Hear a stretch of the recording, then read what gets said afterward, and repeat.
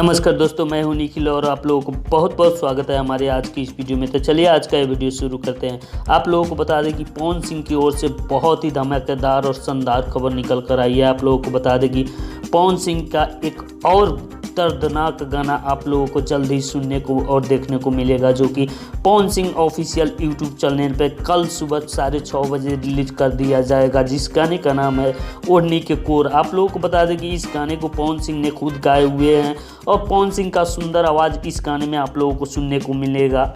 और इस वीडियो में आप लोगों को एक ज़बरदस्त नई हीरोइन को देखने को मिलेंगी, जो कि बहुत ही कमाल की केमिस्ट्री लग रही है। आप लोगों को बता दें कि भोजपुरी में पवन सिंह जब भी पावर स्टार आते हैं कोई बड़ा कमाल करके जा।